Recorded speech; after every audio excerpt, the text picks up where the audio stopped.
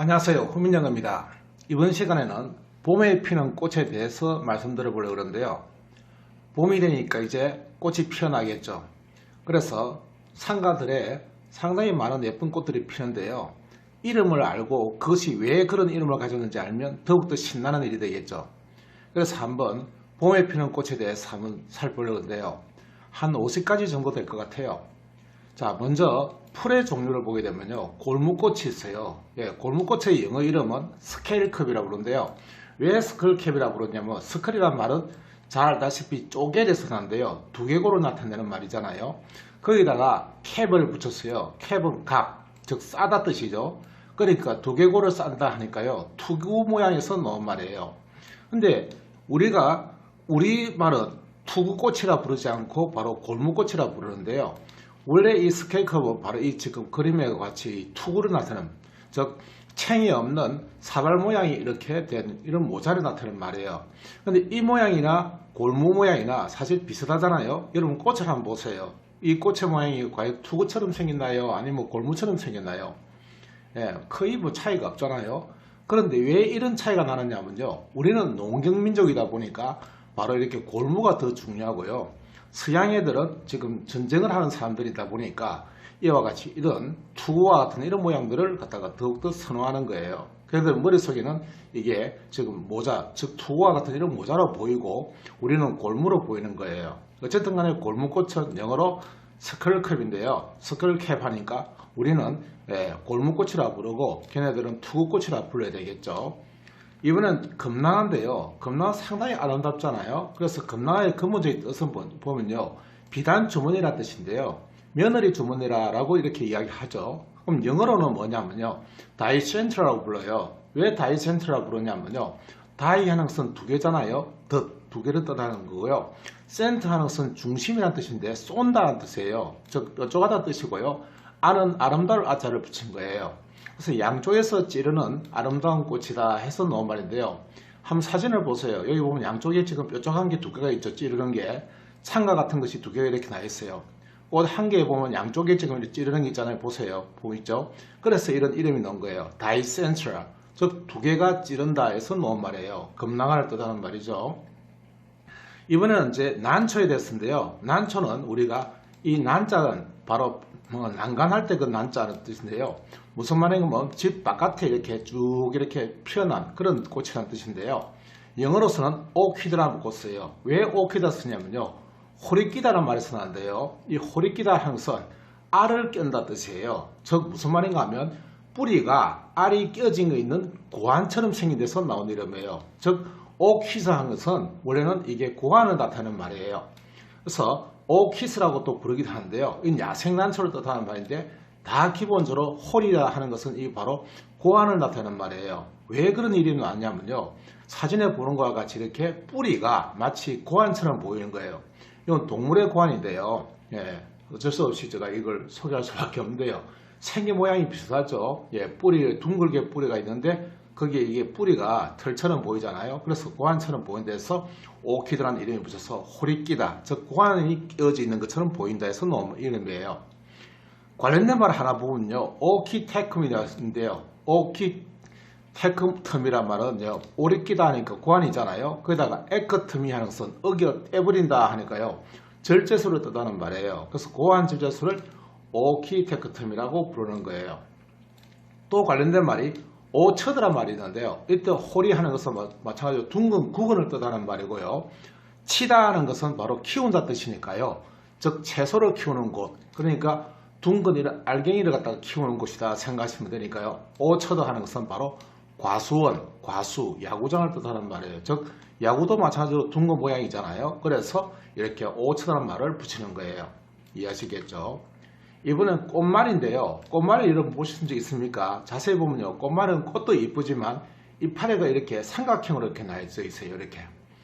그래서 이름도 마찬가지로 트리고노티스라 부르는데요. 이 트리곤 하는 것은 트리 하는 것이 3이잖아요. 고는 꺾었다 뜻이에요. 즉 삼각으로 꺾었다니까 삼각형을 뜻하는 말이고요. 오티스는 오똑하다 뜻이에요.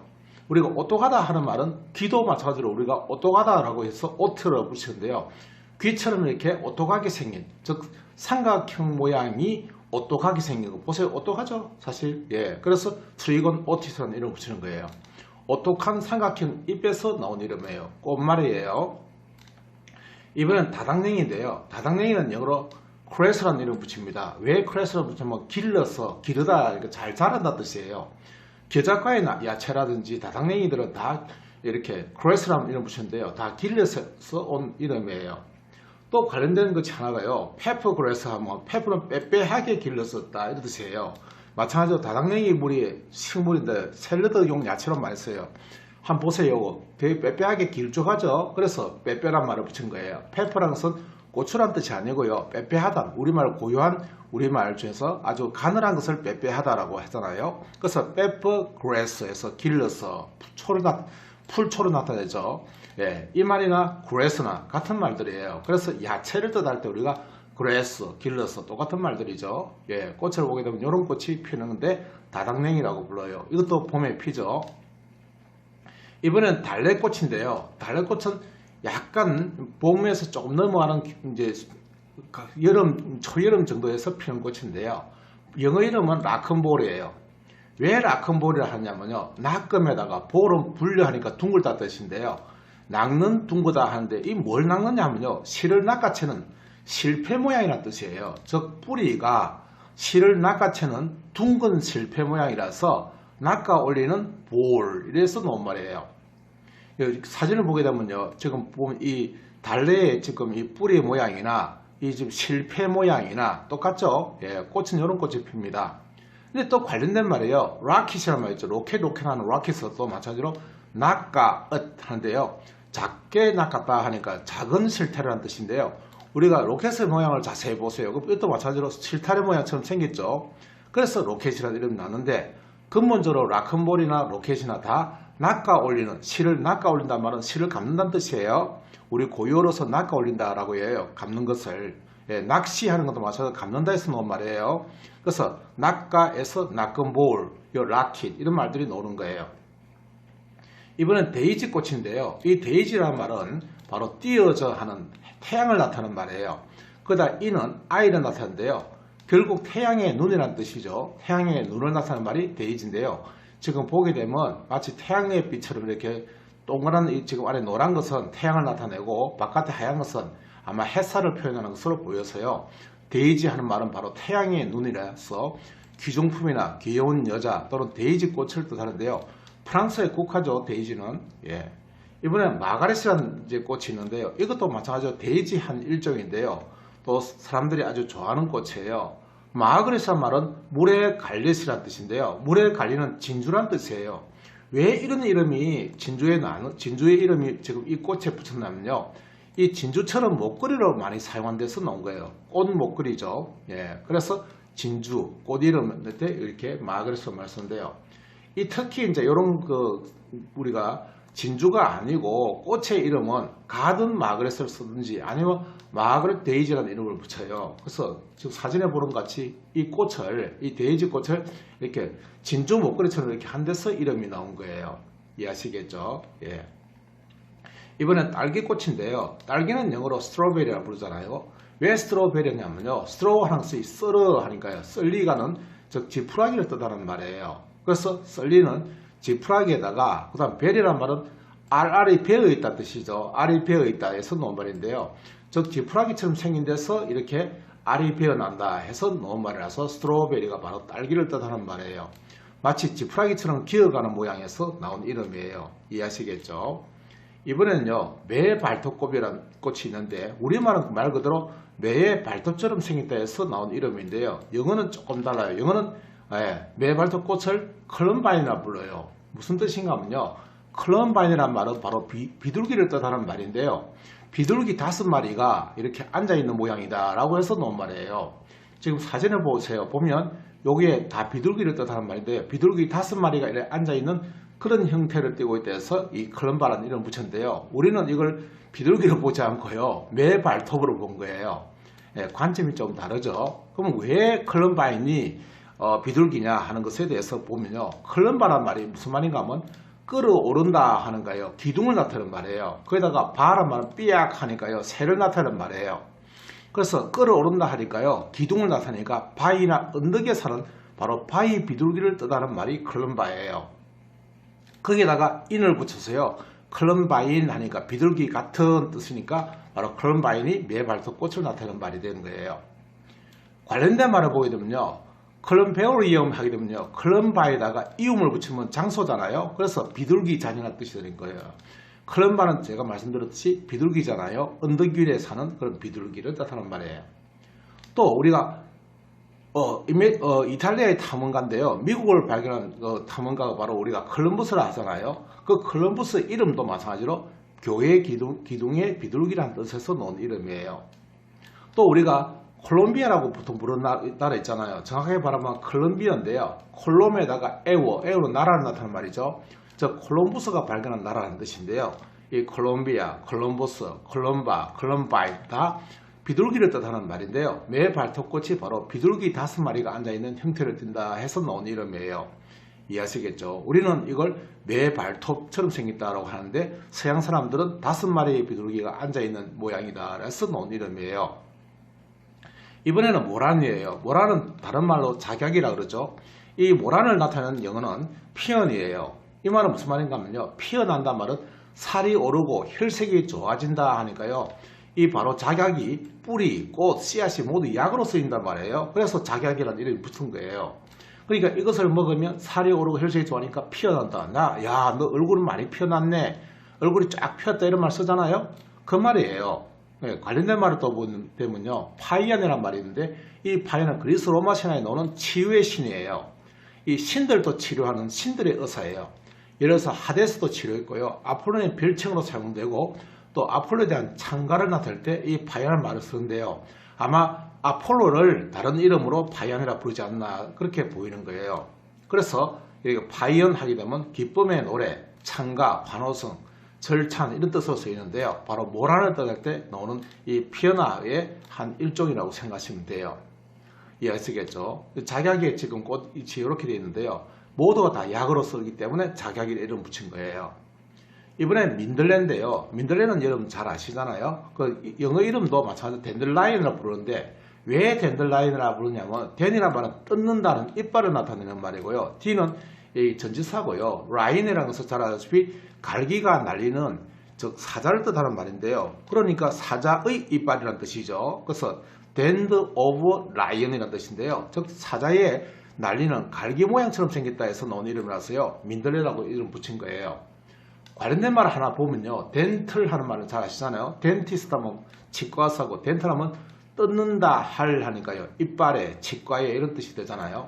사진을 한번 보세요. 이게 바로 우리가 민들레라고 부르는데 근데 여러분 민들레는 두 가지 종류가 있습니다. 하나는 토종 민들레가 있고요. 하나는 우리나라에 들어온 이제 그 외국 민들레인데요. 이 외국 민들레는 이제 서양 민들레는 요 보세요. 끝 뒷요 부분이 달라요. 요 부분이 흐드러지게 이렇게 떨어진 거고요. 우리 토종 민들레는 아주 깨끗하게 뒤쪽에 보면요. 민들레 뒤쪽이 깨끗하게 이렇게 붙어 있는 거예요. 여기 흐드러진 게 아니에요. 서양 민들레 흐드러진 거 우리는 깨끗하게 붙어 있는 거예요. 이게 다른 점이에요. 그래서 우리 토종 민들레는 아주 약효가 좋은데 반해서 서양 민들레는 약효가 없어요. 별로 가치가 없어요. 오히려 이건 잡초에 불과한 거예요. 이해하시겠죠? 자, 이번엔 바람꽃입니다. 바람꽃은 영어로요. 어네몬이라 불러요. 이 말은 어디서 나왔냐면요. 그리스 로마 신화의 바람의 신 아네모니에서 나는데요. 이 바람은 정확하면 어네몬인데 글자가 들어보면 안에 모이, 즉 안으로 모인다는 뜻인데요. 무슨 말이냐면 그리스에서는요. 동서남북에서 바람이 모여든단 말이에요. 그래서 안으로 모인다 해서 안에 모이. 그래서 네 가지 바람이 동서남북 바람이 불어 들어온다 해서 바람의 신을 아네모이라 부르는데요. 여기서 나온 이름이 바로 어네모니 해서요. 바람의 신이죠. 안으로 모인다 뜻이에요. 무슨 뜻인가 하면요.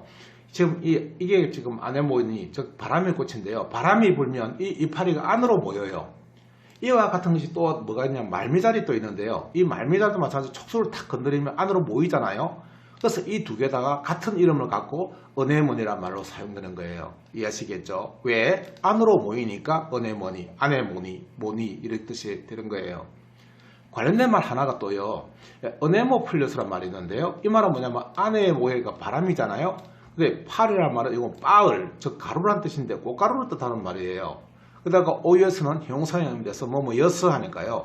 바람에 의해서 꽃가루가 날려서 하니까요. 풍매화를 뜻하는 거예요. 봄 되면요. 여러분들 소나무에 꽃가루가 막 날리잖아요. 그 바람에 의해서 날리잖아요. 그래서 이 꽃가루가 퍼져나가는데 이처럼 바람에 의해서 꽃가루가 날리는 그런 꽃을 우리는 에너모필러스라고 부르는 거예요. 왜? 바람에 의해서 빠을 가루가 날려서 해서요. 어네모필리스라는 이름을 붙여서 풍매화로 사용하는 거예요. 이해하시겠죠? 자, 이번에는요. 백선에 대해서 말씀드려 볼게요. 백선은 영어로 플렉스널러라고 부르는데요. 왜 백선하냐면 풀어선에다가 얼라 붙이면요. 작다 뜻이에요. 우리가 알라 뜻이 적다 뜻이 즉 작은 푸르다 하는 물풀에를 떠다는 말이에요. 작은 물풀인데요. 원래 물풀의 나무는요. 애시라 불렀어요. 화살나무라 불러요.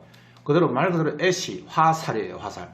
화살을 끼우는 자루로 사용한 데서 우리가 양물풀의 나무라 부르는데요. 그건 나무예요. 나무. 근데 지금 여기서는 나무가 아니고 풀이거든요. 그래서 백선은 아주 푸르게 만드는 그렇게 작은 그런 풀이다 해서 나온 말이에요. 작은 물풀이라는 뜻이죠. 그러니까 퍼렉선 하면서 푸르게 선명하게 내는 작은 꽃이다 이런 뜻이에요.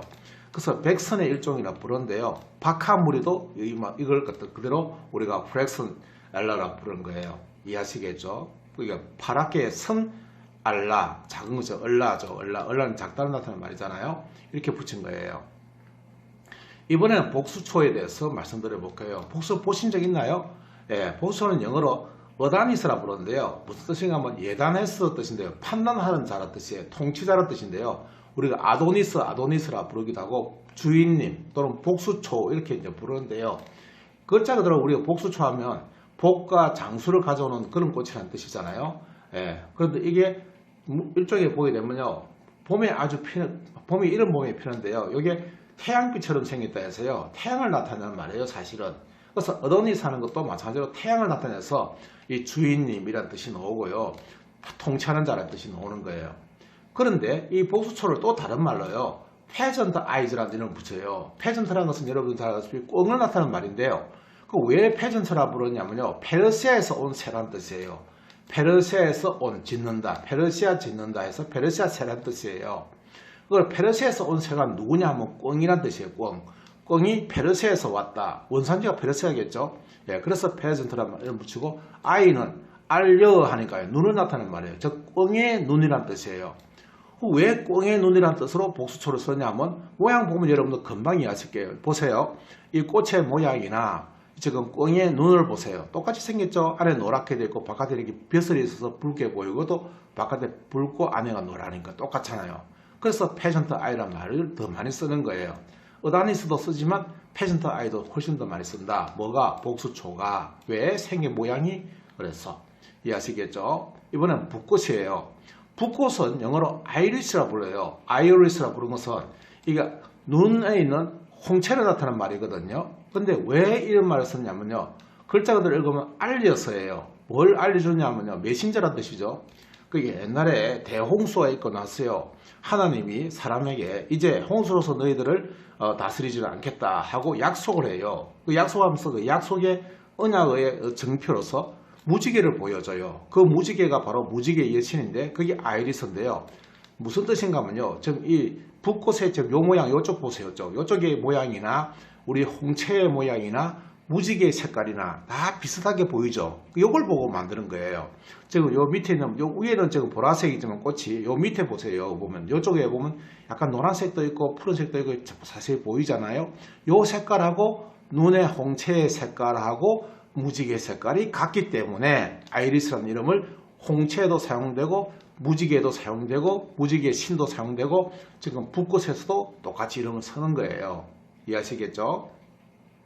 이번에는 삼지구육초에 대해서 말씀드려 볼게요. 삼지구육초는 말 그대로요. 가지 3개에 잎이 3장이 나서 총 9장이 난다 해서 나온 이름이에요. 그 가지가 3개인데 잎이 3개씩 나서 잎이 총 9개가 되잖아요. 그런 풀을 삼지구육초라는데 꽃은 아주 아름다워요. 한번 보세요. 이렇게 생긴 거예요. 예. 근데 이거의 이름은요. 우리가 생각하는 좀 다르게 베른워트라 이름을 붙여요. 왜 베르냐면 베른 하는 것은 베렸다 하는 것은 못 쓴다 뜻이에요. 못 쓴다. 아이 베렸네 이러잖아요. 예. 베렸다. 인생 베렸다. 뭐 이런 말 쓰잖아요. 우리가 아이 다 베렸다 이래 쓰잖아요. 베렸다. 못 쓴다 뜻인데요.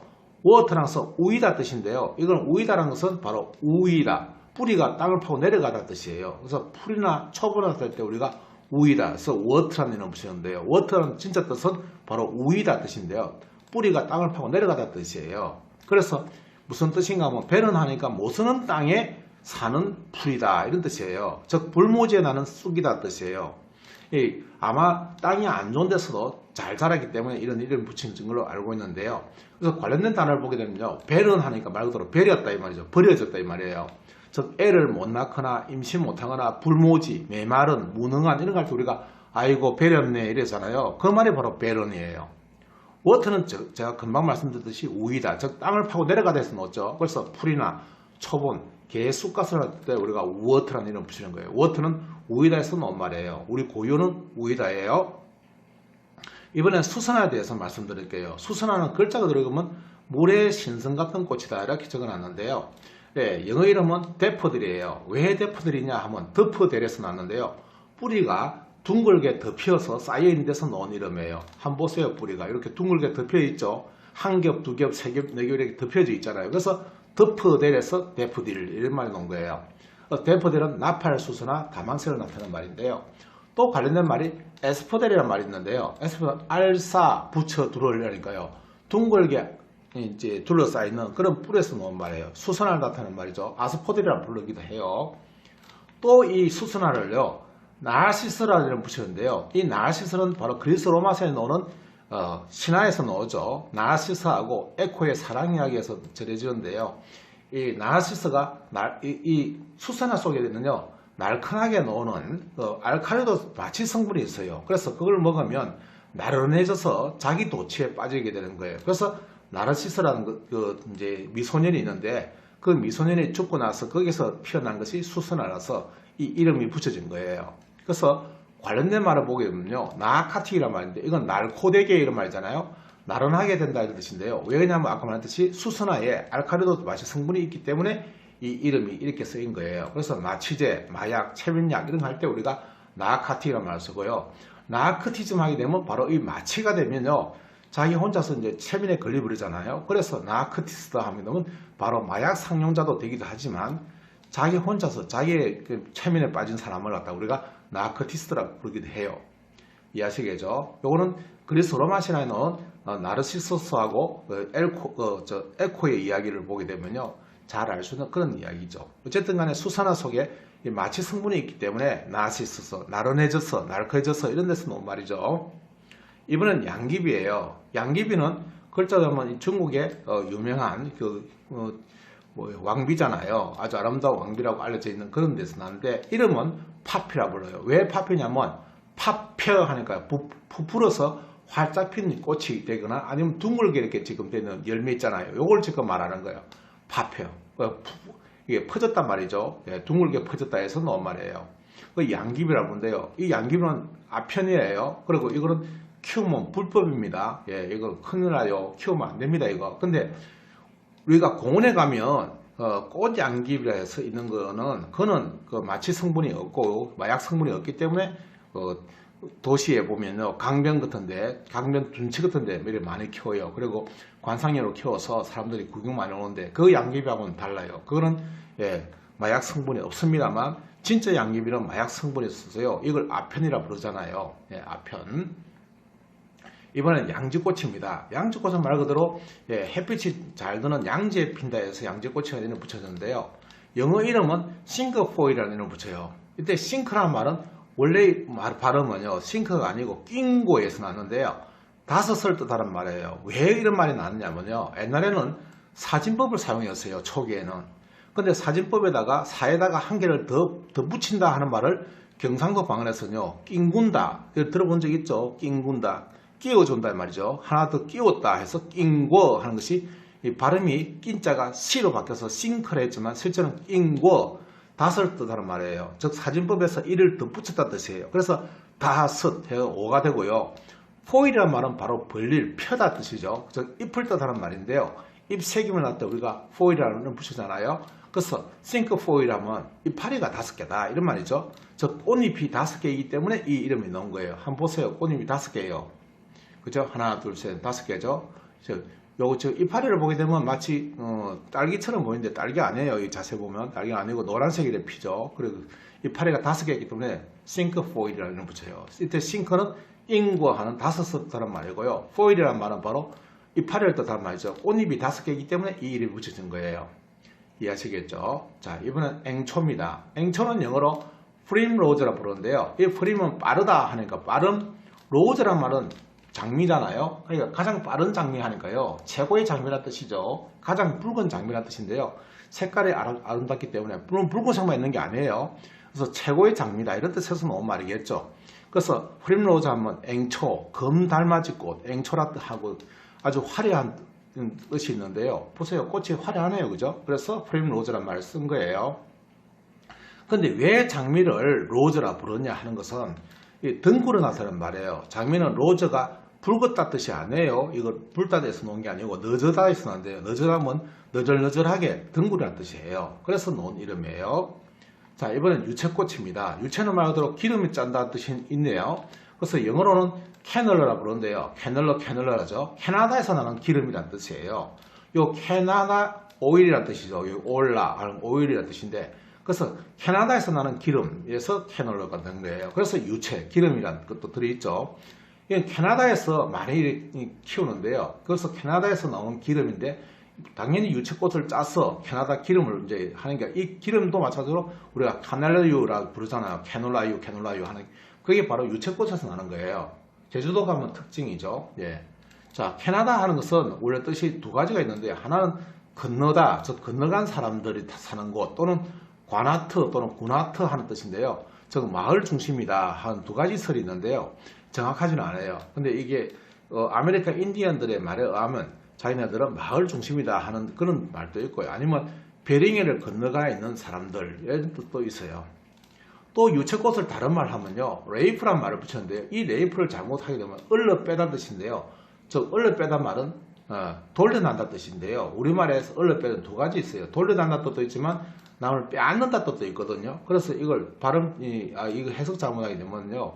강간하다 뜻도 돼요. 근데 강간하다 뜻 아닙니다. 이거 얼려 빼다 보면 돌려난다 뜻은 놓은 말이에요. 그래서 꽃잎이 이렇게 돌아가면서 나기 때문에 돌려나기 때문에 레이프라는 이름을 붙인 거예요. 예, 꽃 이름 할 때 유채꽃은 바로 레이프예요. 이번엔 자운형이에요. 자운형은 보라색이 있다는 것을 금방 아시잖아요. 근데 이 자운형을 나타내는 영어 이름은 밀크 배치예요. 왜 밀크냐면 밀크는 멀겋다는 우유에서 나왔죠. 배치는 뻗치, 살갈키를 뜻하는 말인데요. 염소젖을 많이 만들어내는 살갈키란 뜻이에요. 무슨 말이냐면 이걸 먹으면요. 염소가 이걸 먹으면 젖을 많이 만들어내요. 그리고 배치란 말은 바로 이 풀을 나타내는 말인데요. 살갈키란 뜻에서 나온 이름이에요. 그래서 밀크 배치라는 이름을 붙이고요. 또 다른 이름이 하나 있는데요. 무슨 말이냐면 어스트레이글러스라는 이름을 붙였는데요. 어스트레이글러스라고 부르는데요. 무슨 뜻인가 하면 알사트르질헤스라는 뜻인데요. 알을 싸고 돈다라는 뜻인데요. 복사뼈를 뜻하는 말이에요. 이게 무슨 말인가 하면요. 꽃이 복사뼈처럼 뭉쳐난다는 뜻인데 우리 복사뼈를 한번 보죠. 이 복사뼈를 보면 둥근 뭉치 주변에 이렇게 돼 있잖아요. 이것도 마찬가지로 둥근 뭉치를 이루는데 뾰족한 게 이렇게 나 있단 말이에요.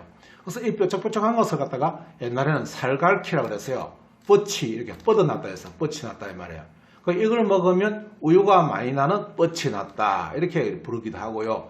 어스트레이글러스라 해서 알사트르질에서 즉 복사뼈다라고 해서 복사뼈 모양이 이런 모양인데 이것도 꽃이 그런 모양이잖아요. 그래서 이 이름이 붙여진 거예요. 이해하시겠죠? 이번에는 제비꽃이에요. 제비꽃은 우리가 잘 알죠. 바이올렛이라는 이름을 붙여요. 왜 바이올렛을 붙냐면 비우 올렸다 이런 거였어요. 비틀어 올렸다가 아니고 옛날에는요. 우리말이 부드러워서 비어 올렸다는 것은 비틀어 올렸다의 뜻이에요. 지금은 우리가 비틀어 해가지고 말이 격하게 되는데요. 우리가 그 임진왜란 이전만 해도 말이 상당히 부드러웠어요. 그래서 비우 올렸다 하는 말이 끝이 비틀어 올라간 것을 나타내는 말인데 이거 한번 보세요. 바이올린 보면 끝이 이렇게 비틀어 올라갔죠. 지금 이 꽃도 마찬가지로 제비꽃도 끝이 이렇게 비틀어 올라갔죠. 이 비틀어 올라간 것은 다 비우 해서 바이올린, 비올라 이렇게 붙이는 거예요. 그때 비어 올린 하는 것이 바로 비틀어 올렸다 이런 말이에요. 이 끝부분이 비틀어 올라갔다 뜻에서 나온 말이에요. 관련된 말을 또 하나 보면요. 울트라 바이올렛 하면 울트라는 지나가 버렸다 뜻이잖아요. 그래서 자외선이라는 뜻이 되고요. 또 우리가 제비꽃을 다른 말로 하면 아이오다인이라고 붙이는데요. 이 아이오다인은 안전뱅이 꽃이라는 뜻이에요. 이때 오이드 하는 것은 여기지다, 여의다 하니까 뭐처럼 보이다 이런 뜻인데요. 안전뱅이 꽃처럼 보이는 해서 이 제비꽃에서 나온 성분이 바로 요오드가 되는 거예요. 요오드 색깔하고 지금 이 제비꽃의 색깔이 똑같잖아요. 그래서 안전뱅이 꽃처럼 보인다 해서 나온 이름이 요오드예요. 그래서 우리가 옛날에는 제비꽃을 안전뱅이꽃, 아진뱅이 이렇게 불렀어요. 예, 즉 안전뱅이처럼 아주 키가 작으니까 그런 이름이 붙여졌겠죠. 이번엔 튤립이에요. 튤립은 말 그대로 돌려냅에서 나왔어요. 꽃잎이 돌려서 이렇게 도는 트반 모양이 나서 이 이름이 붙여졌어요. 튤립. 돌아 놓는다 해서 튤립 해서 돌려냅 튤립이라는 이름이 붙여진 거예요.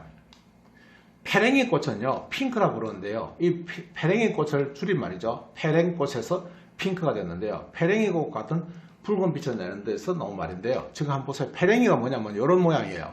꽃 모양이 페랭이처럼 생겼기 때문에 페랭이 꽃이 된 거예요. 페랭이가 요건데요. 우리 모자처럼 생긴 요건데요. 요거하고 이 모양 자체가 비슷하게 닮았다 그래서 우리가 페랭이 꽃이 바로 핑크가 된 거예요. 그래서 핑크하게 되면요. 연분홍색 핑크색만 뜻하는 게 아니라 좌익, 그러니까 우리가 빨갱이라 부르죠. 좌익이나 페랭이꽃 이런 걸 나타낼 때 우리가 핑크라는 이름을 붙이기도 해요. 공산주의자를 나타낼 때 핑크라는 이름을 붙이죠. 자, 이번에는 관련된 말이 또 모스핑크가 있는데요. 모스핑크가 하면 꽃잔디를 뜻하는 말인데 이때 모스는 마스, 즉 매설을 하는 말인데요. 이끼가 낀다 뜻이에요. 이끼처럼 생겼다 해서 놓은 말이에요. 모스핑크 또는 마스핑크라고 부르는데요. 이끼 같은 핑크다 이런 뜻이에요. 즉 잔디가 되는데 바닥에 붙어 있어서 마치 남이 볼 때는 이끼처럼 보이는 거예요. 그래서 마스핑크라는 이름이 나온 거예요. 이해하시겠죠? 이번엔 펜지예요. 펜지는 붙든다 뜻인데요. 붙든지라 뜻이죠. 붙들고 생각하는 추억을 뜻하는 말이에요. 그래서 펜지의 근본적인 뜻은 뭐냐? 추억이에요. 그래서 펜지라 부르는데 여자 같은 사내 동성이 하는 남자를 우리가 펜지라 부르잖아요. 이런 꽃이에요. 또 펜지를 다른 말 하면요. 하트 이어져 해서요. 하트 마음을 편하게 해준다 이런 뜻이죠. 또 키스미낫 해서요. 키스미 퀵 이래서 빨리 키스하는 뜻이 되는데 야생 펜지를 뜻한 말이에요. 아마 꽃이 아름다우니까 이런 이름이 붙였겠죠. 이번엔 후리지아예요. 후리지아는 말 그대로 프리지어, 즉 뿌려지어, 냄새를 뿌린다 해서 나온 말이에요. 향기가 많이 난다 해서 나온 이름이죠. 그래서 프리지아는 것은 뿌려지어, 즉 냄새를 뿌린다 해서 나온 말이고요.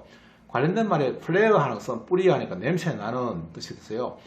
사냥개의 후광능을 나타내서 날카로운 안목 또는 제6감, 제주, 세련된 이런 뜻이 나오는 거예요. 후광을 나타낼 때 우리가 플레어라는 것은 뿌리다 해서 나온 말이에요. 그래서 후리지아는 향기가 좋다라는 것을 여러분 알으시면 쉽게 이해하실 수 있을 거예요.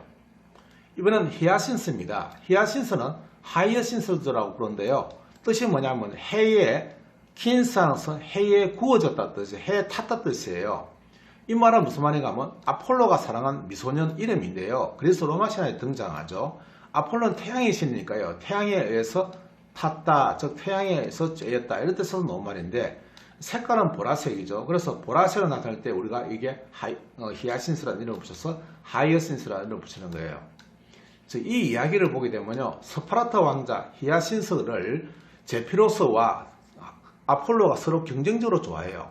근데 이제 스파르타 왕자인 히아신스에게 물어요. 야, 너 누가 좋냐라고 하니까 자기는 제피로스보다는 이렇게 아폴로가 더 좋다라고 이야기해요. 그러니까 제피로스는 서풍의 신이거든요. 그러니까 열을 받았어요. 질투심이 생겨가지고 아폴로하고 지금 히아신스가 서로 접시 놀이를 하는데 바람을 확 불게 했어요. 접시가 튕겨서 맞아서 죽게 만들어 버려요. 그래서 히아신스의 이제 얼굴에 피가 흘리면서 죽으니까 아폴로가 그 피에서 히아신스가 피어나도록 그렇게 한 거예요. 그래서 이 히아신스의 꽃잎을 자세히 보면요. 이 그림을 잘 보세요. 이 사진을 보게 되면요. 잘 보면 A자하고 I자가 보여요. 그래서 이걸 읽으면 I 하니까 의 하는 것처럼 보인다 해서 나온 이름이에요. 예. 그래서 지금 사진을 자세히 보면요. 이 꽃 안에 A자와 I자가 보인다. 이렇게 하는 거예요. 그래서 그게 뭐냐 하면 히아신스가 울면서 하고 보인다라고 놓은 거예요. 이해하시겠죠? 이런 이야기가 전해져요. 자, 이번엔 나무에 피는 꽃들입니다. 저 개나리가 있는데요. 개나리 가장 먼저 피잖아요. 예, 그 이름은 영어로 골든벨, 뭐 잘 알죠? 예, 금이란 뜻이고 벨은 사람을 부르는 종이란 뜻이죠. 그래서 금색 종이란 뜻이에요. 또 다른 말로는 와일드 릴리란 말을 쓰는데요. 와일드하는 것은 야울다라는 야생이라는 뜻이고요. 릴리는 우리말 그대로 날이죠, 날이. 그건 야생날이라는 뜻이에요. 백합을 뜻하는 말이죠. 또 다른 말로서는요, 퍼시스라고 부르는데 이거는 사람 이름을 본딴 건데요. 잘 쓰지는 않아요. 그래서 우리가 개나리는 그냥 골든벨을 알고 있으면 최고시고요. 또 하나 알고 싶다면 와일드 릴리로 알고 있으면 좋을 것 같아요. 노란색 꽃이죠. 이번엔 동백이에요. 동백은 이걸 연구한 사람인 카멜 이름을 따서요. 크밀이라는 이름을 붙였는데요. 사람 이름을 딴 거기 때문에 이 꽃하고는 크게 사실 상관없는 거예요. 사실은. 예, 이 동백을 연구한 카멜의 이름을 따서 크밀이라는 이름을 붙인 거예요. 이번엔 라일락이에요. 라일락은 꽃이 향기가 아주 아름답죠. 그래서 라일락을 보면 날에다가 엮여서 날처럼 보이는데 이 날이 뭐냐 하면요, 바로 쪽이에요. 쪽. 쪽은 여러분들 그 염색할 때 쓰는 거잖아요. 그래서 날처럼 여겨진다 해서 라일락인데요. 무슨 말인가 하면 우리가 애닐 또는 아닐린 이런 말을 쓰는데요. A는 요거는 지금 그 아랍어에 쓰는 거고요. 날이란 말을 쓰는데요. 이 날름 하는 말 들어봤죠? 이 쪽을 이용해서 색깔을 드릴 때요. 천을 돌로 누르다 해서 놓은 말이에요. 날이라서 누르다 해서 놓는데요. 그래서 이걸 쪽이라고 그러는데 여기 쪽이에요. 이 쪽의 색깔은요. 염색하게 되면 푸른색이 되죠. 그래서 우리가 청바지 같은 거 할 때 이게 인디고 하는데 인디고도 쪽을 나타내는 말이에요. 그래서 이것처럼 생긴 것이다 해서 이름 놓은 것이 라일락이 된 거예요. 날처럼 여겨진다, 쪽처럼 여겨진다 해서 놓은 이름이에요. 이해하시겠죠? 이번엔 목련이에요. 목련은 또 마찬가지로 사람 이름 매그놀이라는 사람의 이름을 온따서 나서 매그놀리아라고 부르는데요. 연구한 사람을 땄기 때문에 꽃하고는 사실 직접적인 관련은 없어요. 그래서 목련이라고 이름 붙이는 거예요. 이번엔 생강나무인데요. 이 생강나무는 상당히 몸에도 좋고요. 꽃이 아주 이런 봄에 펴요. 지금 딱 필 때가 됐는데요. 영어로 뭐라고 부르냐면요. 아버트시로바라 불러요. 왜 이름을 붙였냐면요. 아버투저 하는 것은 어버뚜저 하는 것이 여기 지금 보시면요. 어버튜스라는 말이 바로 둔한, 뭉툭한 이런 말이에요. 둔각이란 말 들어봤잖아요, 여러분들. 예각, 둔각, 직각 이런 말 들어봤죠. 그때 어버튜스 앵글 하면 둔각이 되는데요. 둔하다 뜻이에요. 무슨 말인가 하면요. 업어서 때렸다 뜻이에요. 그래서 업어뚜저 하면 몸에 대해서 때려져서 둔하게 됐고 뭉툭하게 됐다는 뜻이에요. 거기다가 로브란 말을 붙였어요. 너르비 이런 말이 이제 이파리에 나타나는 말이거든요. 그래서 끝이 무딘 잎을 가졌다 해서 놓은 이름이에요. 생강나무 이파리를 한번 보세요. 끝이 이렇게 무디게 생겼다 해서 놓은 이름이에요. 로브란 말은 바로 너려배 하는 건데요. 너려 붙어 있는 것을 뜻하는 말이에요. 깃볼이나 둥근 돌출부인데요. 깃볼이 뭉툭하다 이런 뜻이에요. 깃볼이 있는데 어떻게 뭉툭하다. 뭐가? 이파리가. 그래서 생강나무라는 이름이 영어는 그래 된대요. 그럼 우리말 생강나무는 이 꽃에서 또는 이 이파리에서 생강 냄새가 나는 거예요. 이게 생강 성분이 들어있겠죠. 그러니까 그 냄새 나는데 아주 병의 치료에 아주 좋은 그런 나무예요. 생강나무는 생강 냄새 나서 난 건데요. 영어 이름은 끝이 무딘 잎을 가졌다는 뜻에서 놓은 이름에서 아버트실오브라는 이름 붙인 거예요. 이번엔 진달래예요. 진달래의 영어 이름은요. 어제일리라는 이름 붙였는데요. 무슨 말인가 해질러에서 나왔어요. 해가 쬐는 건조한 땅에서 잘 자란 데서 나온 이름이에요. 진달래는. 그래서 영어로 또 요 관련된 말이요. 아제르바이잔이라는 말인데요. 해질러 바주는 하는 거예요. 해를 보호하는, 해를 숭배하다 해서 아제르바이잔이라는 나라가 있잖아요. 그 이름하고 같은 어원이에요. 해질러야 항상 해질러, 즉 해가 쬐는 건조한 땅에서 잘 자란 데서 나온 이름이 진달래의 어젤리아예요. 이해하시겠죠? 어젤리아. 이번엔 찔레꽃이에요. 찔레꽃은 영어로 브라이어란 말을 쓴 것은 브렉이란 뜻이에요. 브렉이란 것은 엉클어진 금불을 뜰 때 우리가 브렉이다 하잖아요. 우리 고유어는 브렉인데요. 이 브렉에서 브라이어라는 이름이 붙여진 거예요. 금불에서 놓은 이름이에요. 찔레나무예요. 또 다른 말로 하면 야생 장미라 그랬어요. 와일드 로즈라는 이름을 붙이게 돼요. 색깔은 흰색이죠. 찔레꽃. 아주 향기도 좋죠. 자, 이번엔 철쭉이에요. 철쭉은 연산홍이라고 부르기도 하는데요. 로드덴드럼이라는 이름을 붙였어요. 로드라는 것은 어리다 하는 붉은색을 나타내는 말이고요. 덴드럼이라는 것은 단단히 틀어있는 나무를 뜻하는 말이에요. 즉 붉은 나무란 뜻이죠. 그래서 철쭉 속에 식물을 뜻할 때 우리가 로드덴드럼이라는 말을 쓰는데요. 덴드럼이라는 말은 바로 단단히 틀어있는 나무를 뜻하는 말이에요. 색깔이 진달래보다 훨씬 더 강하죠. 여기에 철쭉, 여기 이제 연산홍인데요. 같이 이렇게 쓰고 있어요. 이번엔 황매화예요. 황매화는 말 그대로 노란색 꽃이 핀다는 뜻인데요. 영어로는 carrier예요. 왜 carrier냐면 이것도 마찬가지로 사람 이름을 따서 만들기 때문에요. 이 꽃과는 직접적인 관련은 없어요. 자, 이번에는 과일나무에 대해서 해볼게요. 매화는 우리가 꽃이 가장 먼저 피잖아요. 그래서 이름도 에프르카스라는 이름이에요. 에프르카스는 앞으로 꾸다 하는 것은 읽다 뜻이죠. 가장 먼저 읽는다는 뜻이에요. 그래서 매화는 에프리카스라는 이름을 붙이고요. 관련된 단어가 우리가 프리쿠스는 앞으로 하니까 빠르게 구워졌다니까 빨리 익었다 뜻이죠. 그래서 조숙하다 뜻인데 이때 굽다는 말이 바로 굽다, 즉 익었다 뜻이에요. 그래서 먼저 익는다 해서 나온 말이 바로 에프르카, 매화를 뜻하는 말이죠. 매화가 가장 먼저 꽃이 피고 가장 먼저 열매를 맺기 때문에 이 이름이 나온 거예요. 이번엔 명자나무예요. 명자나무는 영어로 퀸스라는 이름을 붙여요. 퀸스는 마찬가지로 동네 이름을 붙였는데요. 우리가 퀸스 이름을 붙였는 거죠. 이번엔 배꽃이에요. 배꽃은 우리말 그대로 배하고 똑같죠. 페어, 배를 나타내는 이게 배꽃이에요.